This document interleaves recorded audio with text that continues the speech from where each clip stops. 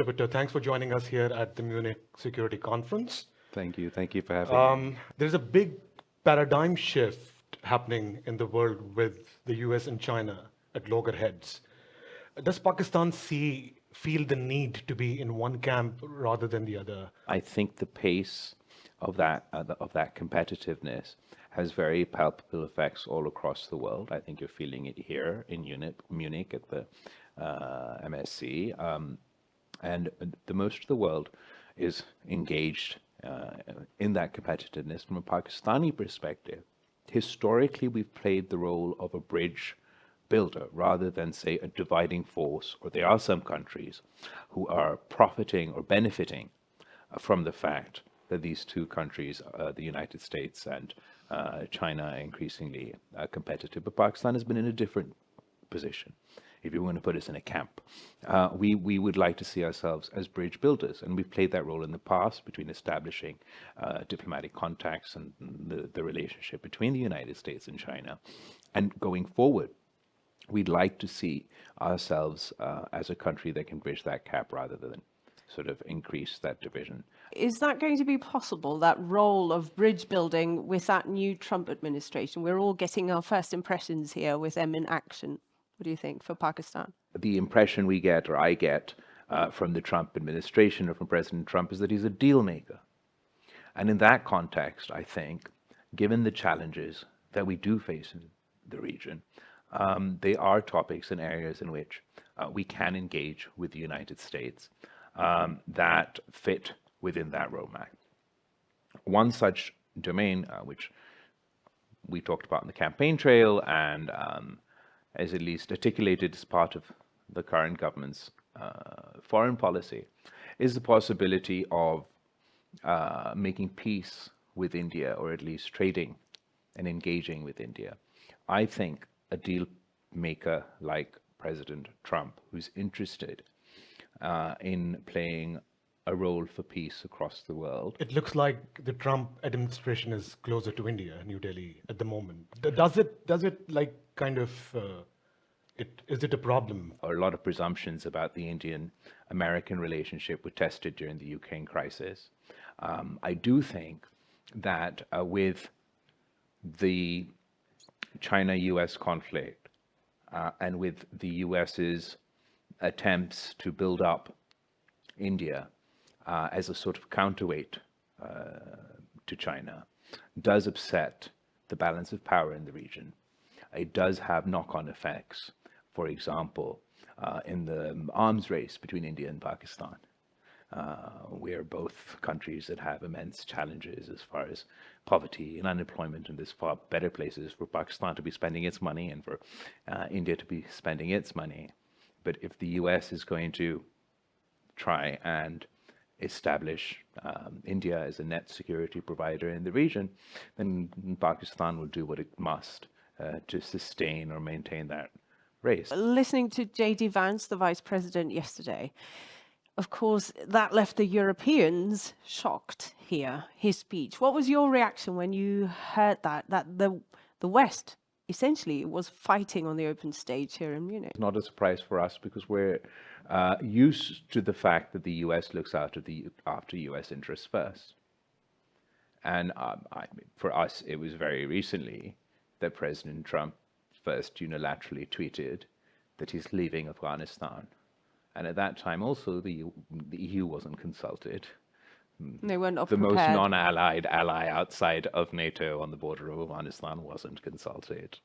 The Afghan government of the time was not consulted. The US made up its mind and it did what it had to do. All I think it means is that the old norms of how to deal with the world have changed. I think Europe is learning to engage with that. Pakistan also has to learn how to engage with that.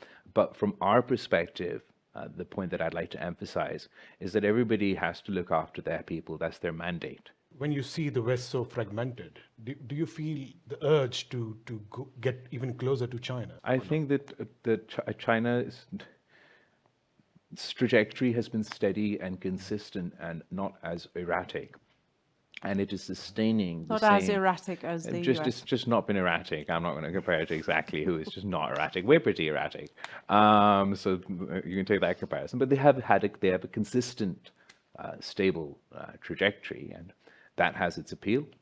We are in the neighborhood, and it makes sense for us to do business with China, to work with China.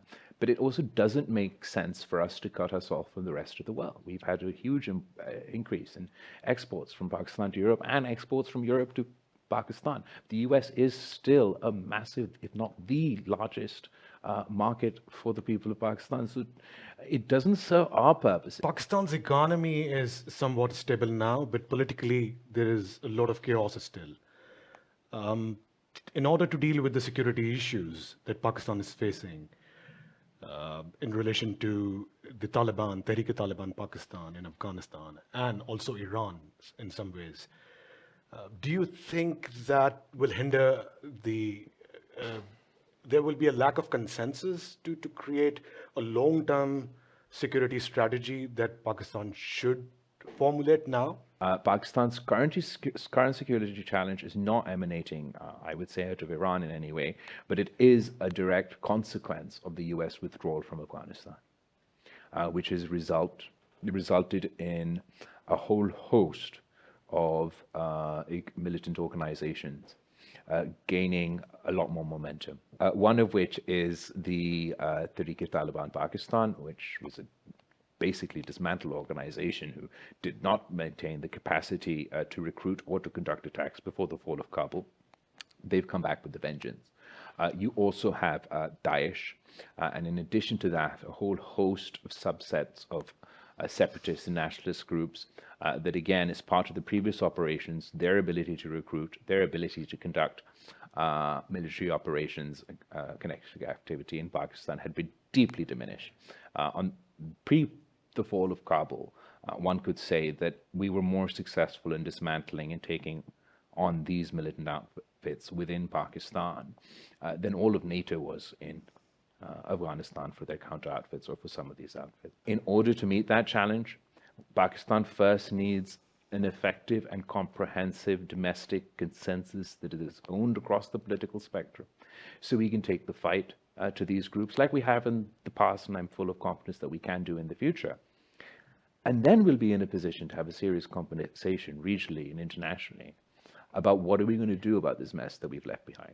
But this is not happening in Pakistan, the consensus. Oh, well, particularly because of Imran Khan incarcerated. That's his party. Imran Khan being incarcerated or not is, I think, my father was incarcerated, and Mr. Nawaz Sharif was incarcerated. His daughter was incarcerated during Mr. Khan's time. It didn't stop us from forming consensus on important issues. Of course, if you choose to do the politics, that's just about yourself. So and then if you sort of free me from my cases, and then only, well, fair enough, I guess, in that extreme landscape. It is hard to form consensus in politics, full stop. Mr. Khan has never been broadly part of a consensus against these groups, even in the past. Do you think the German government, the next one, should establish diplomatic ties with the de facto rulers of Afghanistan, the Taliban? To engage with the threat of terrorism and militancy outside of the geopolitical partisan issues, because it should be a challenge that unites us all. And the German government just this year expressed concern about deportations of Afghan refugees back to Afghanistan, complaining to Pakistan. I think a bigger question to ask is, because Pakistan has also been very collaborative, how long can they host the next million people without any engagement or compensation or way to fund? Pakistan's cracking down on Afghan migrants there. That's been taken up by Amnesty, several human rights organizations. So I totally understand that, Pakistan has to deal with like hundreds and thousands of refugees, but the crackdown has intensified over the years. Particularly for those refugees in Pakistan who were only there on a transitionary visa, who were only there because they're waiting for their visa to the US or to anywhere else, they will have a more hostile time. The crisis in the Middle East and possible fallout, which is related to Iran. And in Pakistan, the sectarian rifts are huge. Do you see it as a problem? How worried are you about the situation which is I mean, more in unfolding the in context the of our Middle East? primary security challenger from these militant organizations that have seen a boost from the fall of Kabul. As far as Iran is concerned, it's our neighbor, and Pakistan now is neighbors to China, Iran, Afghanistan, and India. And because of the world's conflict with Iran, not our conflict with Iran, because of the world's conflict with Iran, our people and the people of Iran have not been able to trade, have not been able to engage economically. That's having outsized impact on the economy, on the poverty, on the unemployment on either side of the border. I certainly don't think it'll help if there's any sort of escalation in conflict with Iran.